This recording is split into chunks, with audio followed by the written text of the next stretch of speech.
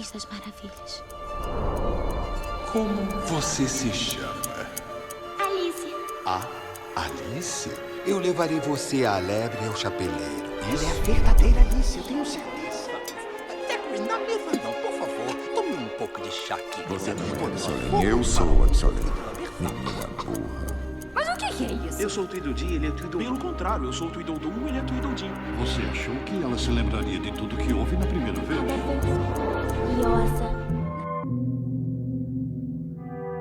Será que Alice no País das Maravilhas representa mais do que um entretenimento infanto-juvenil?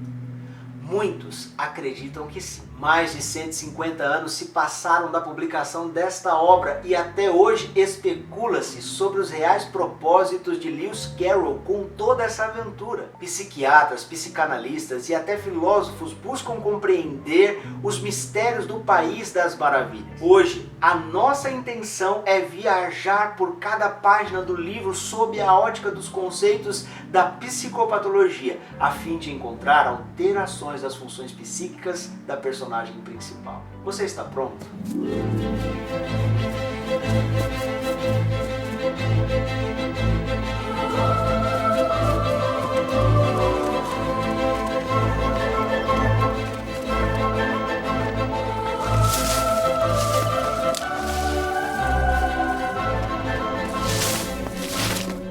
Bom, a história começa com duas irmãs que estão numa ribanceira. Uma das garotas lê um livro, já a outra, chamada Alice, acha todo aquele conteúdo muito sem graça. Afinal, para ela, um livro deveria conter figuras ou diálogos. Nesse momento, o autor nos diz que a menina percebia que o calor a fazia se sentir sonolenta e burra. E a partir daí a aventura começa. Alice vê um coelho passando apressadamente em sua frente. Até seria normal se ele não estivesse usando roupas e falasse que estava apressado. Percebemos aí uma alteração na consciência objetiva de Alice, que apresenta obnubilação, isto é, ela manifesta um grau de rebaixamento de consciência leve a moderado e o pensamento ligeiramente confuso. Mas enfim, a jornada continua. Alice passa a perseguir o animalzinho para ver onde aquilo ia dar. Curiosa, ela vê o coelho entrar em sua toca e quando percebe está caindo por um longo poço. A parede do lugar é forrada por estantes de livros e outros objetos. A menina perde completamente noção de tempo e distância. Fica evidente então a ilusão sobre a duração do tempo, em que o indivíduo percebe que o tempo transcorre veloz ou lento, comprimido ou dilatado.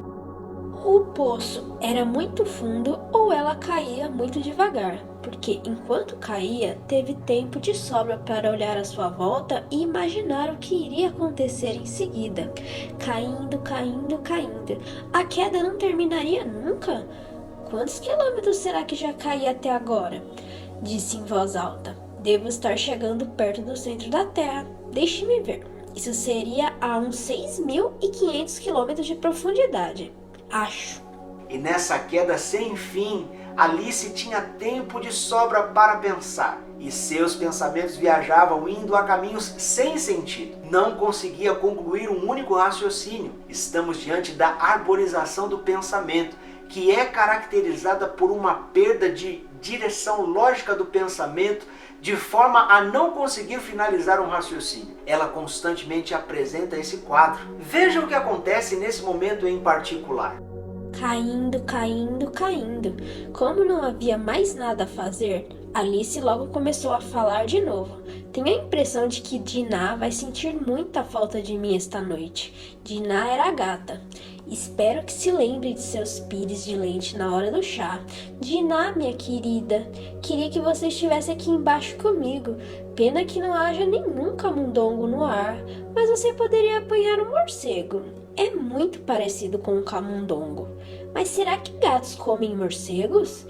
E aqui Alice começou a ficar com muito sono e continuou a dizer para si mesma, como num sonho: gatos comem morcegos?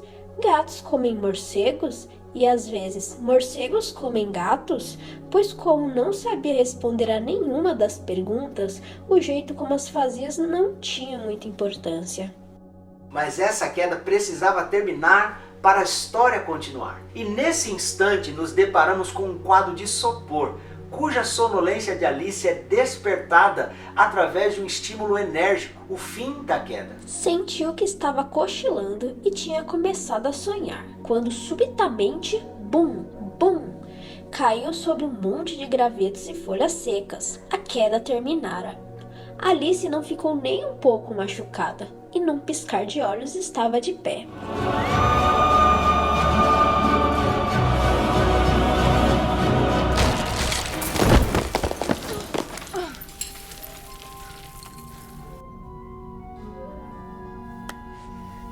Neste lugar, Alice encontra um salão cheio de portas e busca por uma saída. Encontra uma chave sobre a mesa, mas nenhuma porta se abre com ela, a não ser uma bem pequenininha. Então, ela volta para a mesa e se depara com uma garrafinha que diz: beba-me.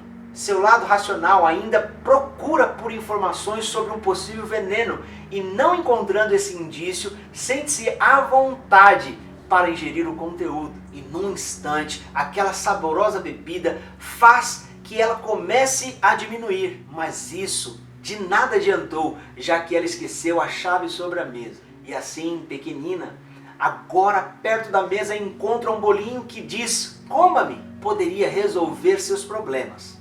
Crescendo, pegaria a chave e, diminuindo, poderia se esgueirar por baixo da porta. Resultado, Alice comeu demais e cresceu muito. Segundo Dal Galarondo, a despersonalização pode abarcar tanto o eu psíquico como o eu corporal. Na despersonalização corporal, há uma sensação intensa de estranhamento e perda da familiaridade do indivíduo com o seu próprio corpo. E isso pode ser visto 12 vezes durante toda a trama. Nesse quadro de desrealização, Alice chega a se questionar: Ai, como está esquisito hoje. E ontem as coisas aconteceram exatamente como de costume. Será que fui trocado durante a noite? Deixe-me pensar. Eu era a mesma quando me levantei essa manhã?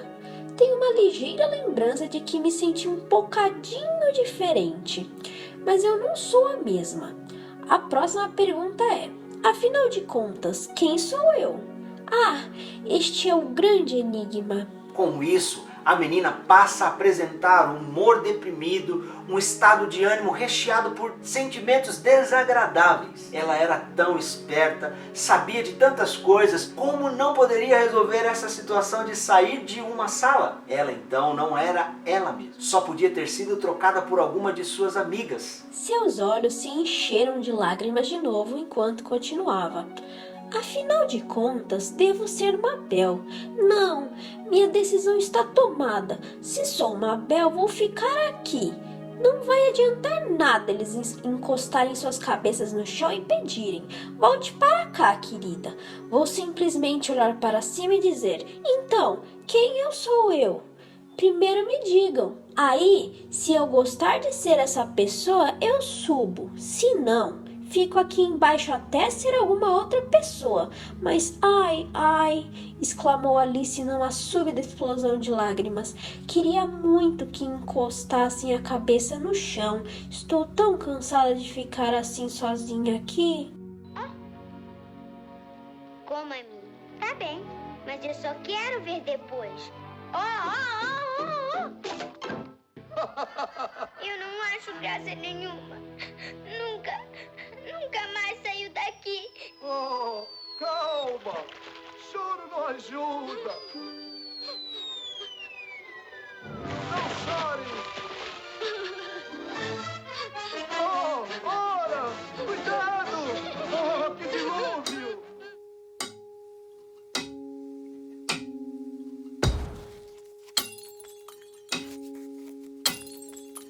Se tudo isso não bastasse, alterações de memória passam a ser evidenciadas através de confabulações. Seus conhecimentos gerais agora eram todos todos confusos. 4 vezes 5 é 12, e 4 vezes 6 é 13, e 4 vezes 7 é... Ai, desse jeito nunca vou chegar a 20. Mas a tabuada de multiplicar não conta, vamos tentar geografia. Londres é a capital de Paris, e Paris é a capital de Roma, e Roma...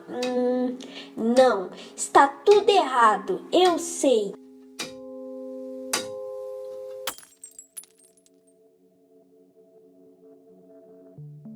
Entre choro e indagações, o tal do coelho apressado aparece novamente. Deixa cair um leque pelo caminho e quando a menina se abana com ele, diminui sem perceber. Bom, mas tomou consciência a tempo antes de desaparecer. Agora está pequena, o bastante para ser carregada pela enxurrada de lágrimas de quando era Alice gigante. No decorrer da aventura, a garota é levada a diversas situações e interage com os mais estranhos personagens que a fazem refletir sobre outras formas de ver a vida que não se parecem em nada com o que aprendera até então. E lá encontra o coelho apressado de novo. Ele passa tão rápido que a confunde com a sua criada e lhe pede para buscar algo em sua casa. Chegando lá, ela vê uma garrafinha sem rótulo e como já sabe que coisas interessantes acontecem toda vez que bebe ou come, não pensa duas vezes. E dessa vez, lá dentro da casa do coelho, Alice cresce. Uma confusão só. Os bichos lá fora não sabiam com o que lidavam e de repente começam a jogar pedras pela janela. Então... Alice notou com alguma surpresa que as pedrinhas espalhadas no chão estavam todas virando bolinhos e uma ideia luminosa lhe veio à cabeça.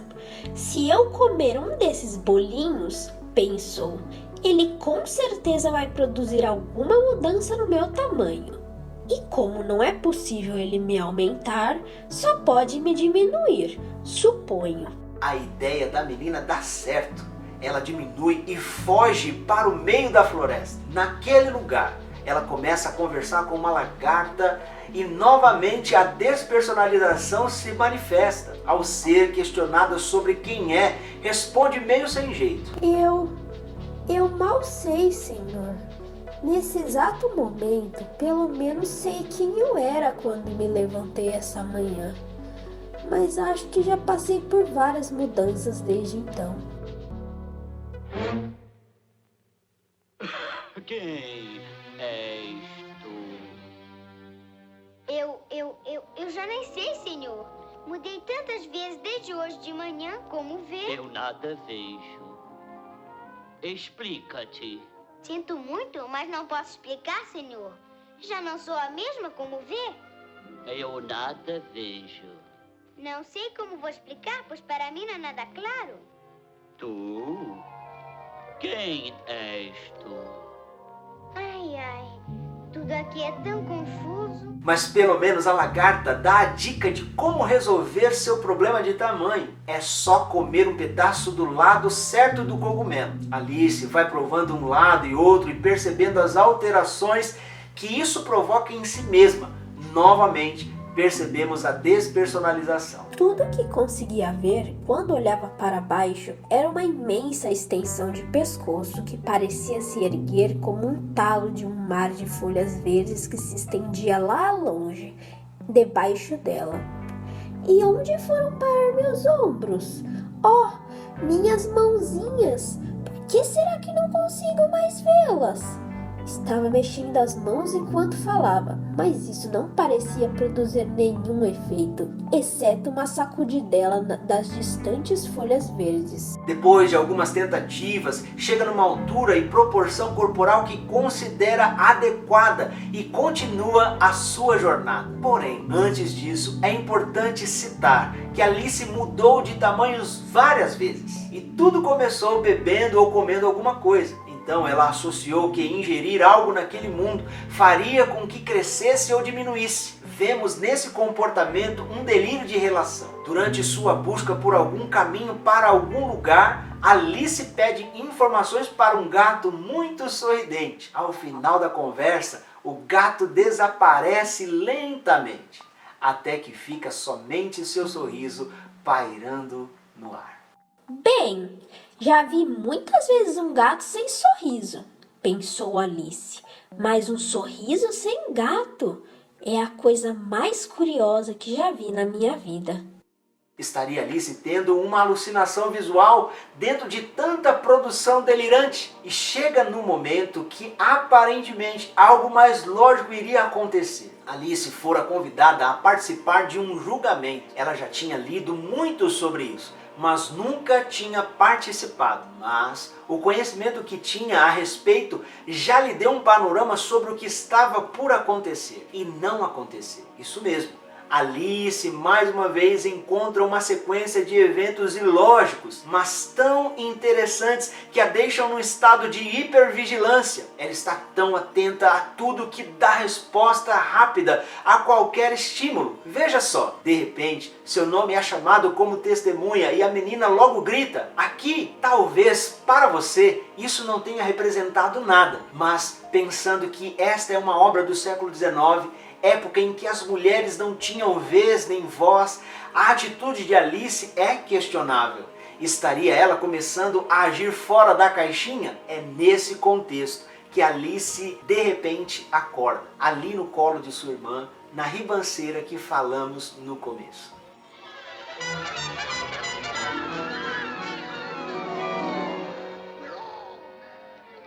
Alice! Alice! Por favor, quer ficar atenta e repetir a lição? Hein? Com que destreza o crocodilo não está dando a cauda e na água rápida... Alice, onde foi que aprendeu isso? Perdão, mas a lagarta me disse... A lagarta? Oh, que sonhadora! Alice, vamos, venha embora, está na hora do chá.